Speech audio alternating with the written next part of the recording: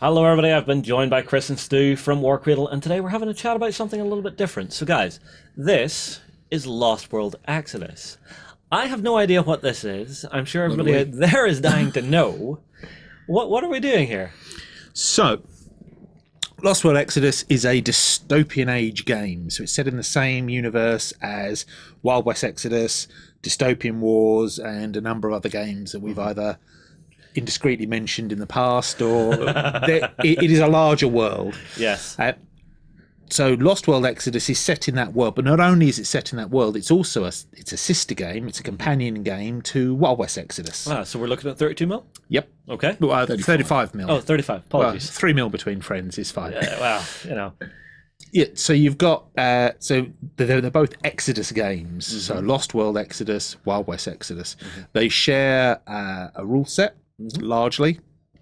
There are some differences between the way the unit types in Lost World Exodus work, but that's unique to the Lost World Exodus setting and those units. But in terms of the core rules and how they work, they share a rule set. Okay, are they mutually exclusive? Can I, cross the streams on this? Oh no, absolutely. That's part of the. So narratively, and we'll go into exactly what the narrative for Lost World Exodus is. But in terms of casual play, in terms of tournaments, you can absolutely. There are 8 factions in Lost World Exodus. You can use those 8 factions and play against the 8 factions that are in Wild West Exodus. Awesome. Well, so we're saying there's some minor changes. Are we looking at like a different area of the world for this? Yeah. So Lost World Exodus takes place in the Antarctic. So it's almost halfway around the world from Wild West Exodus. Yeah. The core conceit of it all is that from a narrative point of view, it was important for us to have a place like Wild West Exodus has the Badlands, which is kind of kept within the boundaries of the Union. Yeah. So it can't. What happens within Wild West Exodus doesn't really impact the rest of the world. Yes. But also, what's happening in the rest of the world doesn't really interfere with the important narrative that's happening in Wild West Exodus. The individual characters, their stories, the interplay between the 8 factions, that's the hero of that setting. That's the main thing, the main focus of the game, and that should always be the main focus of Wild West Exodus. So because the dystopian age is such a massive place, we wanted to explore, and there's lots of them, but we wanted to explore another one of these interesting areas, these interesting kind of encapsulated areas where there is a deep, rich narrative going on with lots of factions fighting or struggling over something, but at the same point that they're not being what happens there is important within the context of that narrative, but it isn't necessarily directly connected to what's happening elsewhere in the world. I see. And what exactly are we expecting to see within this area? So you say we're in the Antarctic. And is this sort of a lost land that's verdant and jungle-esque, or is this, fighting in the cold wastes? Both. So what happens is, so in the dystopian age, you have in the background to the dystopian age, we've established that there's a faction in Wild West Exodus called the Watchers. Yes. So the Watchers had a ship in orbit of the Earth, and the Watchers watch all the different planets throughout the galaxy for intelligent life, and they observe them. They watch, hence the name. Yes. What's happened on Earth is, and without going into all the ins and outs, or the details of which are in the backstory for Wild West Exodus, but that Watcher ship has, 300 years ago, that Watcher ship has crashed on the Earth, and all of the Watchers on board have been killed, and the ship is buried deep in the heart of the Antarctic. Yes. The Enlightened, so the Covenant of the Enlightened, who are one of the factions from Wild West Exodus, and they're also a major faction in the dystopian age. So in Dystopian Wars, they have fleets. Yep. They're also a major faction in Lost World Exodus. They have discovered the ship. They've worked out, they didn't know it was a ship. They thought it was an asteroid or a meteorite. They've tracked where it has gone to. They've sent an expedition led by a guy called Lord Sturgeon, has led an expedition to the Antarctic. He's discovered, with his Enlightened, that it's actually this, he calls it the Vault, this crashed ship. And within the Vault are all these secrets of alien technology. Yeah. they don't fully understand the alien technology, but some of the science that they're kind of extracting from it, that's some of the stuff that's then permeated across the rest of the world and given us the super science, the weird technologies, and so on. When they've gone into the vault, though, they have inadvertently triggered one of the devices inside the ship. When the Watchers are watching planets, they watch them to see if the species is going to become intelligent, and if it becomes intelligent, they watch it develop until the point that it's ready to take its place in the wider galaxy. The Watchers will then come down, reveal themselves, and effectively welcome into the Watchers. Welcome into the hegemony. If the species isn't friendly and safe to welcome into that wider narrative, the Watchers will, for the greater preservation of the rest of the galaxy, the Watchers will eliminate the species. Okay, so humanity. Like a reboot. Humanity, we need to talk. It is a reboot, though. We see humans weren't going to get wiped out, but the ships have this technology on board, and what it effectively, it's like a terraforming engine, and what it does is it reduces the planet back down to the primordial soup, and then fast evolves. It's almost like you press the reset button and reload, and a whole, using the same building blocks that are native to that world, you allow a new form of evolution to take place. The Arc Vault, the starship that's crashed in the Antarctic, because, and the Enlightened aren't aware that they've done it, but they've now caused this leak to happen, and this terraforming engine, it's not fully active because that would be the end of mankind. But it is some of the engine components to it are leaking. Oh dear. And that is reconfiguring the world in immediate vicinity for several hundred miles all around where the ship is being reconfigured. So now you have a lost world. You have this, which is it's the ingredients that our world came from, but shaken up, and then they're letting the random evolution this terrifies me undergo and evolve again. This terrifies me. I'm expecting to see many weird forms of animal here. So you'll have mega flora and fauna. So there will be giant insects out there. There will be large lizard creatures. They're not dinosaurs because dinosaurs died out millions of years ago, but they are from the same building blocks, the same things that gave rise to the dinosaurs.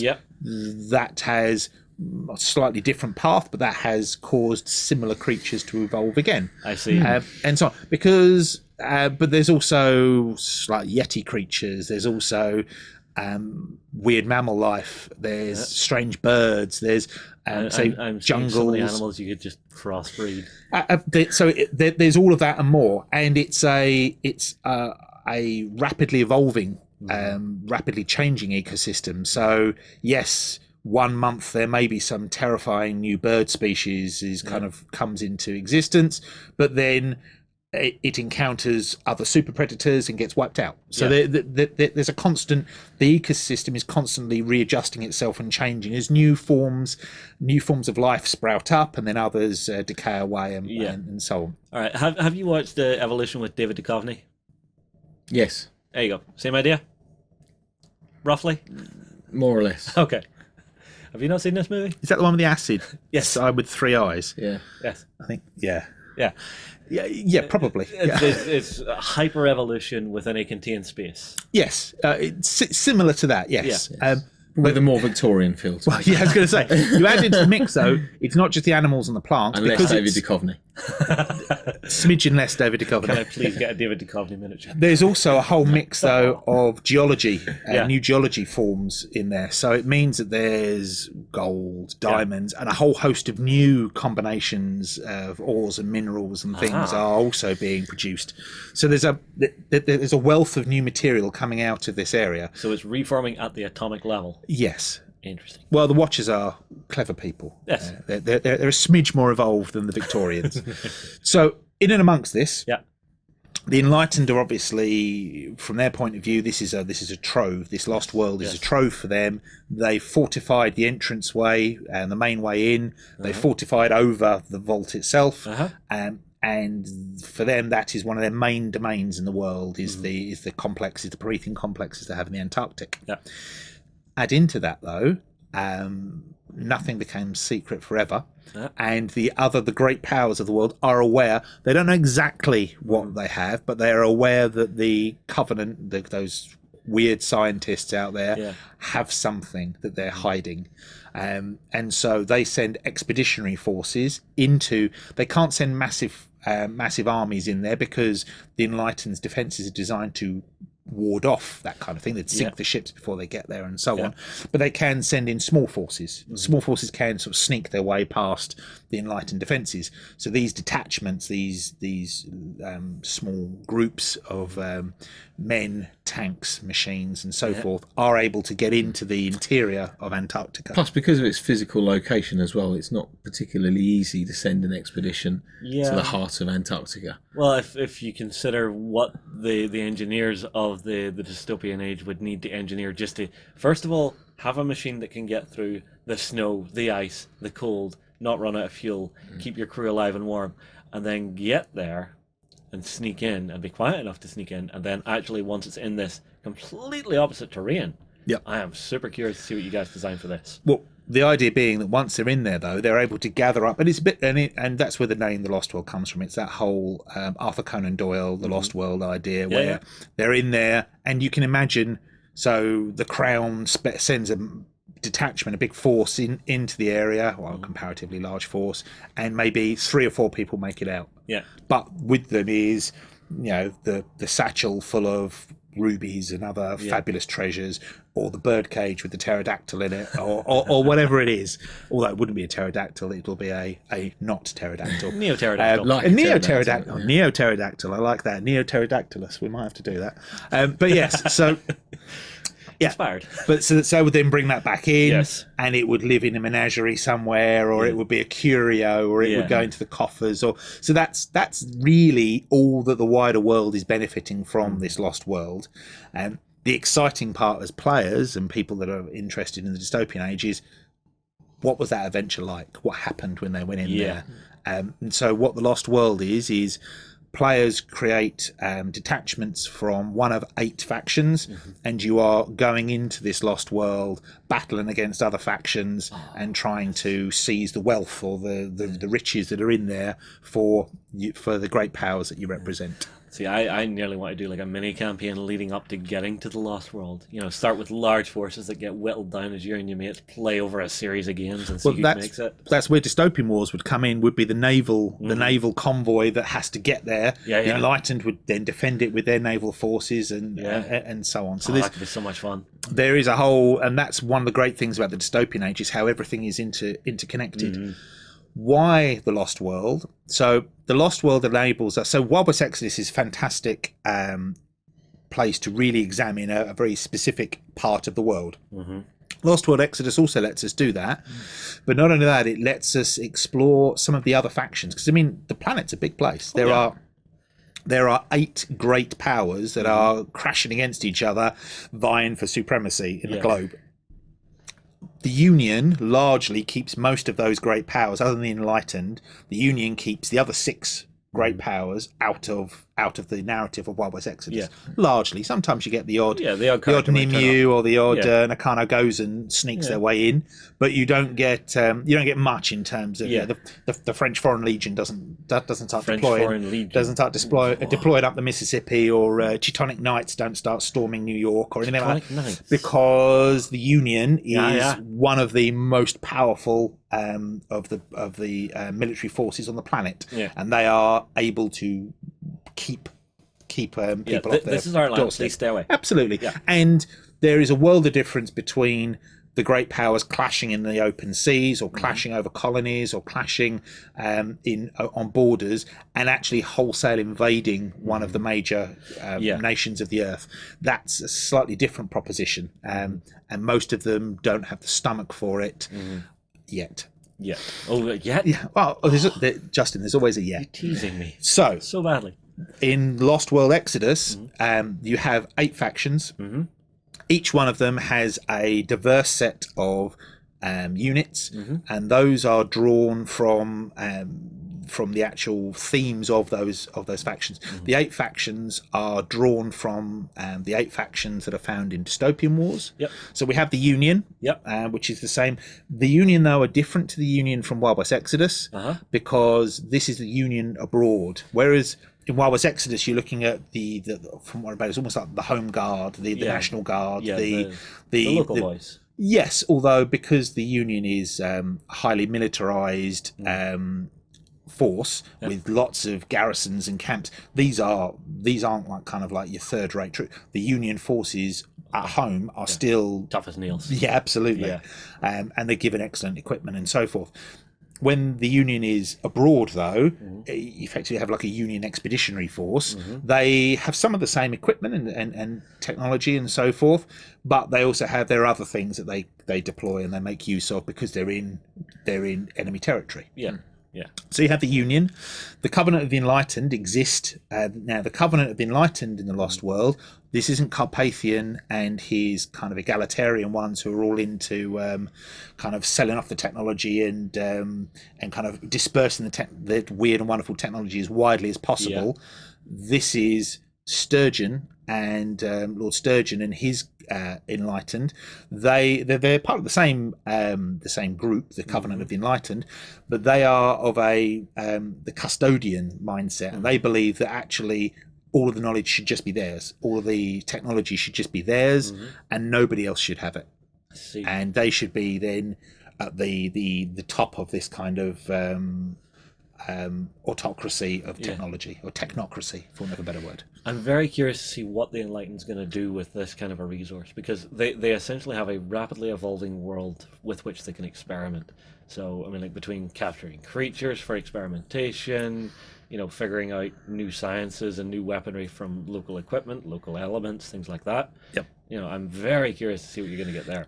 That is a big part of what they do. The drawback with it, though, is that if you do make a new construct out of some strange mammal creature or whatever it is, there's no guarantee that in 6 months' time, a year's time, that creature is still there. Yeah. There's or if it is, its biology may have shifted slightly, and some of the implants and modifications won't work on the new ones that they encounter. So it's a constant battle with the environment as much as it is a struggle to try and master it. That's intriguing. So it's also worth that Sturgeon's Enlightened are... So whereas Carpathian...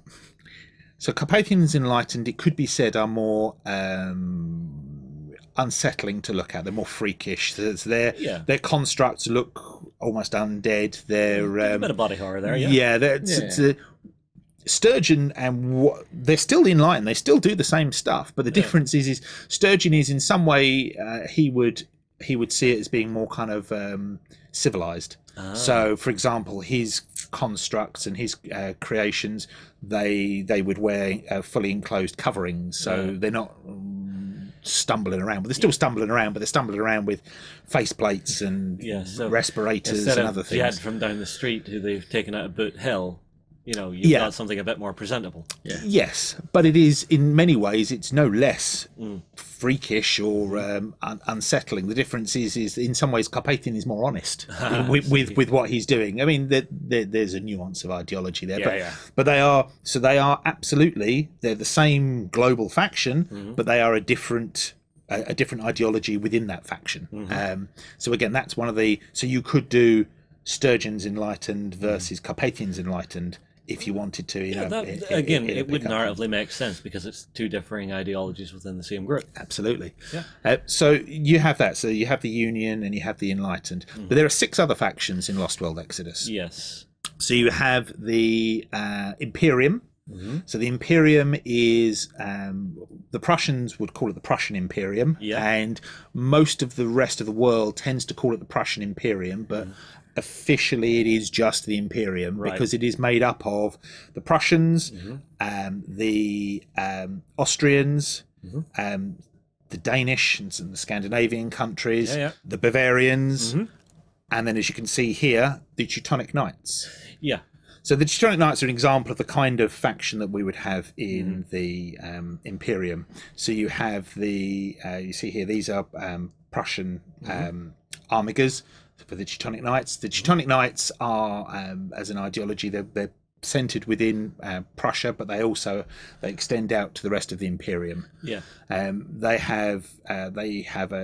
value technology, but they also have a particular discipline, a code of honor and conduct, which they then apply to things like technological research. So, in some ways, they're not part of the Enlightened, and actually they're rivals to the Enlightened, but they do focus their technology into military martial applications. So the armigers, as you can see, heavy armor that they wear, those things are the shock pervases in their hand. Quite ostentatious.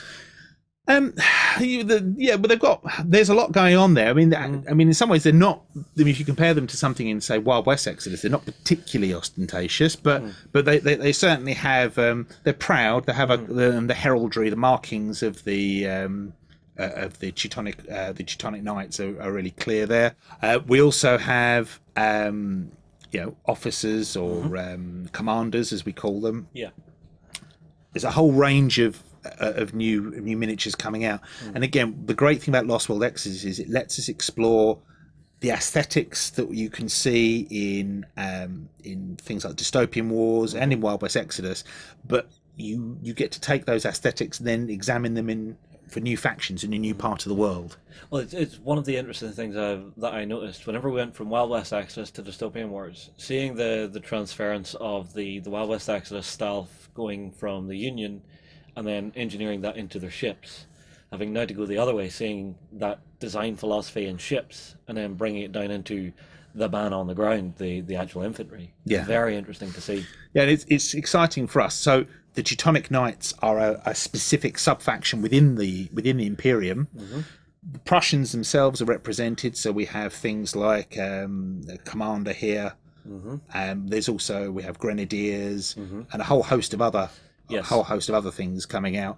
So it lets us explore these other aspects of those factions, because each of the factions in the game, not just in Lost World Exodus, but the great powers, as it were, in the world, are comprised of a number of different nations. So what we're able to, not all of them will be in Lost World Exodus, but when we have one of these great powers represented, it does let us have a couple of those nations. So it gives us some different flavors, as it were, within them. Yeah, now there is one thing I'm curious about, and it's something we chatted about many moons ago on a video, and that was the Warrior Nation, and how that the Warrior Nation wasn't just localized within the actual Wild West Exodus universe, that the Warrior Nation sort of covered the indigenous peoples of many different locations of the planet. Will we see anything like that in here? Not really, mainly because as hyper evolved as everything and the rapidly evolving Lost World that they're in, there aren't any new humans evolving as yet. So there aren't any Warrior Nation there, because there's nobody living in Antarctica. Some of the something we'll explore, some of the great powers are bringing Warrior Nation fighters with them, as either because they're indentured as part of their forces, or they're willing allies, depending on who the nation is and what they are. So you will see some units and some detachments and things coming into the Lost World Exodus, which can be used in the Warrior Nation. For example, and we'll talk about the Celestian Empire, which is one of the other factions. So the Celestian Empire, which is comprised of these very proud separate nations, so Japan, China, Korea, and many others.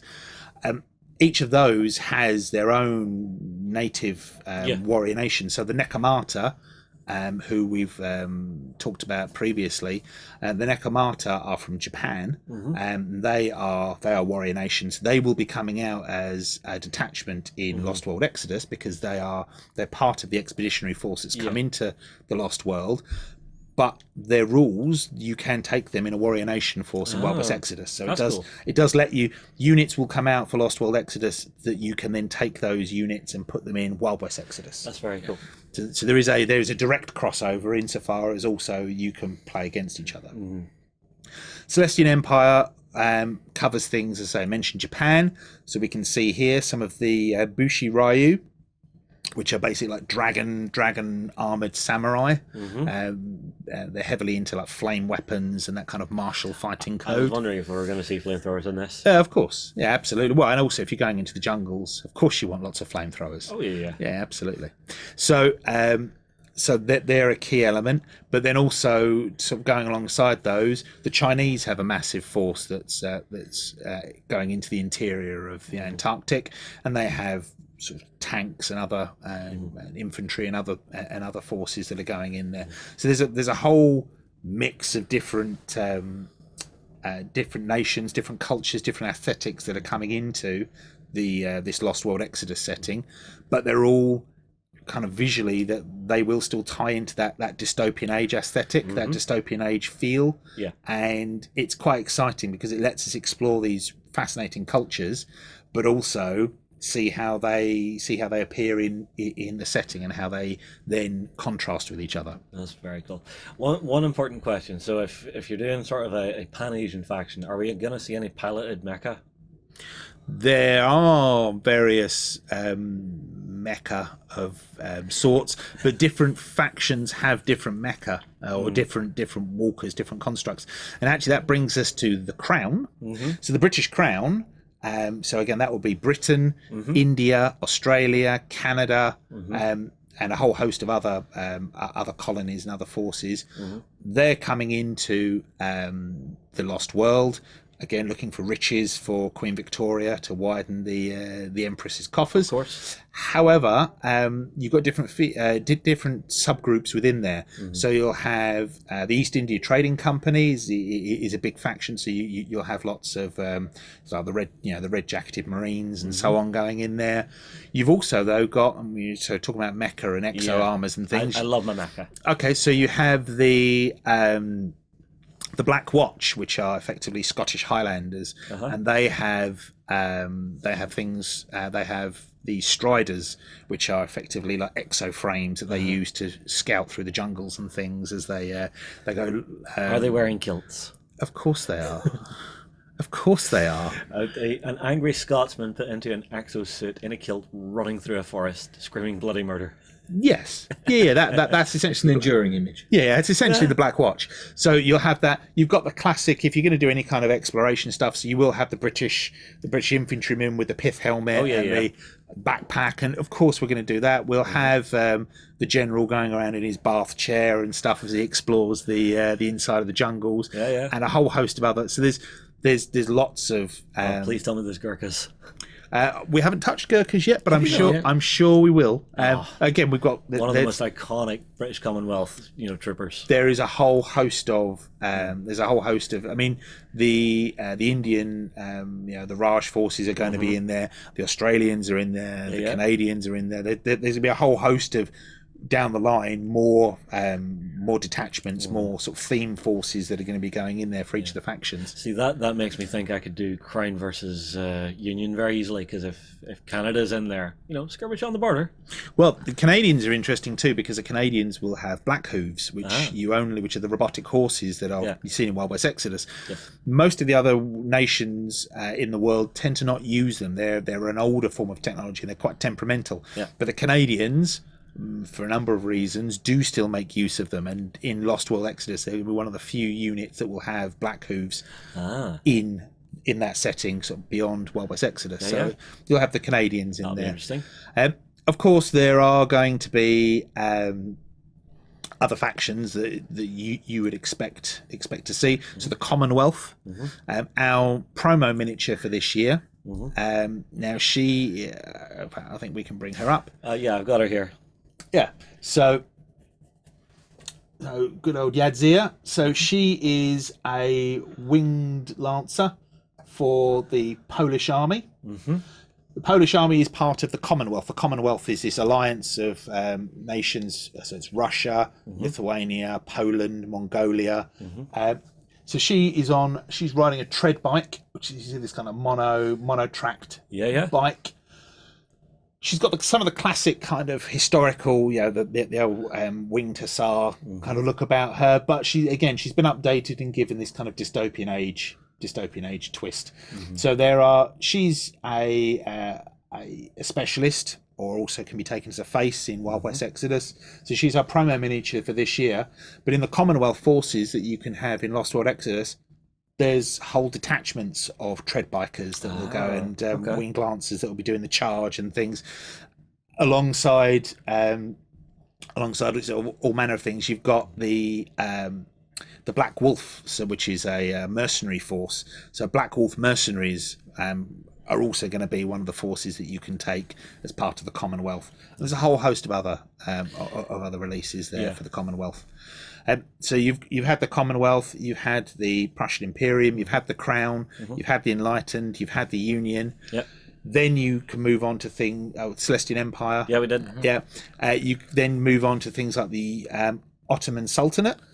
Oh. So the Ottomans. This is interesting. Yes, the Ottomans about 10 years ago, in terms of the dystopian age narrative, they were a little bit on the back foot. Yeah. They had some glory. They were never a truly global power, and they hadn't really embraced technology. They tended to make use of manpower, huge amounts of manpower, in order to achieve the various things that they needed to achieve. The passing of the previous sultan and his son is now the new sultan. He's trying to bring about a renaissance in the Ottoman Sultanate. He's embracing technology. He's made alliances with the Enlightened. His sister has gone away and studied with the Enlightened, and now Princess Sherazade has come back with a whole host of new learning and worrying proficiency with certain technologies. But not only that, there's been a new ally has come to join them. So the Ottoman Sultanate is comprised of the Ottoman territories, so things like Turkey and so forth. But also you have the Egyptians are in there. Persia is in there. You know, there's a host of other nations make up the Sultanate. There is another group, though, that are within them. There's a new religious group that's been allowed to kind of grow in strength within, and they're a religion known as the Order of the All-Shard. So the Order of the All-Shard will be familiar to fans of Wild West Exodus. They're one of the main factions in Wild West Exodus. They are a sub-faction, so there are new order units that are coming out for the Ottoman Sultanate, which you can then take as allies in an order force Wild West Exodus if you wish to. So there's this growing narrative of, you can see where, when we talked about Wild West Exodus, we said that there was this larger story that was taking place, and that you were seeing just parts of it in the Wild West Exodus Now we're seeing world. those threads stitching it together. Exactly. There are threads. In the same with the Dark Council. So the Dark Council with the Hex are not a faction in Lost World Exodus. However, certain models, certain units in Lost World Exodus are members of the Dark Council, which shows this kind of growing influence, this growing shadowy tentacles. Shadowy tendrils of the cult, for want of a better word, starting to stretch into the major seats of power. You can imagine somebody in Queen Victoria's court, as cabinet member, advisor, or something. Exactly, has a quiet word. Yeah. So those are seven of the nations. We are missing one more nation. Yeah. So we're missing the Latin Alliance.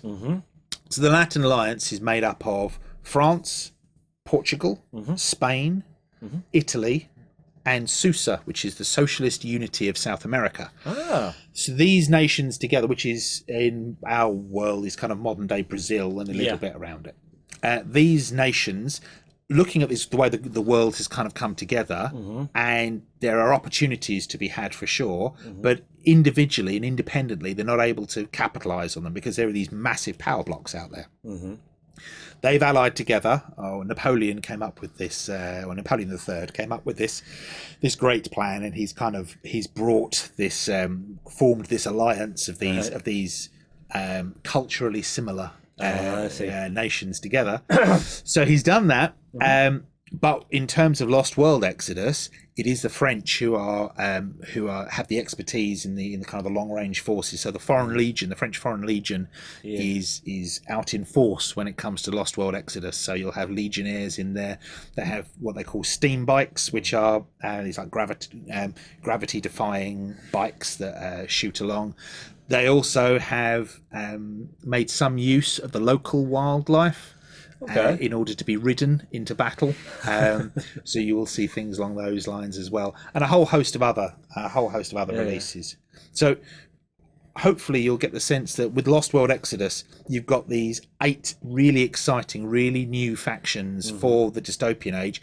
Played in and of itself, the Lost World Exodus is a fascinating story where you're vying over resources, you're exploring this new and untamed land and trying to seize its secrets for yourself. But also of interest to people that play Wild West Exodus, the 2 games can be played alongside. So forces from the 2 are compatible with each other. So in a way, the dystopian age, for its Exodus skirmish games or its Exodus games, it now has really 14 factions in which to kind of play against each other. Well, I mean, like the way I'm looking at it, the way you've actually described the way some of the political powers are laid out across the world. I mean, like Canada above America, you know, the Latin Alliance to the south of America. Seeing these forces clash in different locations wouldn't be overly surprising because you do have those land borders. You would maybe have a reason for a French Foreign Legion unit to be in Brazil and be sent in to maybe do a raid on a Union stronghold where there's maybe a scientist or a piece of technology that they need to get in, get out, and get away with again before they know who it is. Yeah, and that's part of the reason. Actually, Chris goes through this better when he talks about why we have, because we could have done like a Dystopian Legions, which is one of the classic games. We could have done something like that, but we didn't. We went with with Lost World, didn't we? Yeah. Yes, I mean, whenever you have a global conflict, Dystopian Wars is possibly the exception because we're talking about a naval game. Yeah, and of course, seas connect all the lands. Yes. So there's always going to be reasons for ships to have to be in certain locations. Yes. But when you're talking about these geographically localized factions warring against others, it's a little bit more suspension of disbelief to see the Crown fighting against the Sousa, for example. So there are. That with Lost World Exodus, we have this theatre of conflict. We have a melting pot where all these factions are vying for control over this vastly rich territory, these new secrets that they can uncover, new technologies. And it gives us an opportunity to have all of those factions in the same place, in the same kind of terrain, fighting over the same land. And it gives a very excellent narrative reason why those forces wouldn't be massed armies. Exactly. So again, we have another skirmish game like Wild West Exodus, where it's very fast paced, it's very action packed.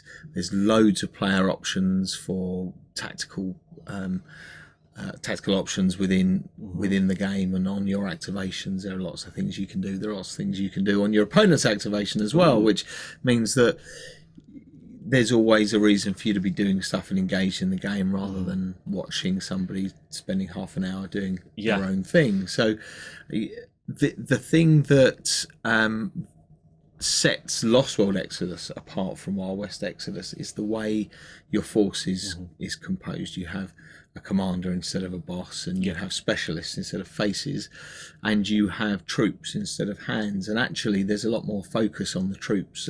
These are military organisations. You know, there's a command structure. You know, these aren't desperate outlaws with personalities and these special skills. These are people who are trained to go and do a specific job. So actually, you'll probably see a lot more models on the table in detachments of units with specialists leading those and then a commander leading the whole battlefield. That'll give an interesting dynamic if the two games cross over once in a while. Very interesting. Well, that's why it's not just an ideology that'll be different between, say, the Enlightened. So Sturgeon's Enlightened, actually the way his forces are composed. So Sturgeon himself is a commander, whereas Carpathian is a boss. And so commanders, for example, they don't use fortune. That's not a mechanic in Lost World Exodus. Okay. Now there's Something else? There is something else. Okay. We'll talk about that another time. The way that specialists, for example, so these aren't, as Chris was saying, these aren't just changed names and they work the same. Specialists are different to faces. Yep. Specialists can join units. They actually become part of the unit with that they come into. They might be officers, but they also might be heavy weapon teams, or they might be communications people, or a myriad of other functions that they might do. So there's lots of different ways. The hands they're not ill-disciplined, but they are largely less disciplined than these troops that we have in Lost World Exodus. But on the other hand, the hands tend to value independent thinking and independent action over the troops, which tend to, not always, but they tend to prefer to operate as a unit. So there are, as Chris was saying, significant differences between the way that the games work in terms of the unit structure, but fundamentally they use the same game engine, which is why this crossover between the two is very, very straightforward. Well, I have to say I am very curious to get this one down on the table. Are you guys going to be doing the same whenever you're at the stage to run an open beta for this one? The forces that we have in Lost World Exodus, it doesn't really need a beta test as such, because fundamentally the beta testers we've done with Dystopian Wars would test the game engine. Well, the game engine is already there from Wild West Exodus. We are, through our war hosts, we are working through going through some of the kind of an extended studio test, which is going through some of the rules. But no, the intention is the first time most people will be playing Lost World Exodus will be when they either get a demo of it at one of the various events and shows we're at, or else when they pick up the game and have a go themselves. I see. Well, guys, thank you for coming in and talking to us about Lost World Exodus. It sounds absolutely fabulous. I can't wait to see what you've been doing and designing for it, miniatures-wise. Everybody, I tell you what, get your comments in below. Tell us, are you excited for this Exodus? We'll move on, and we'll see you again soon.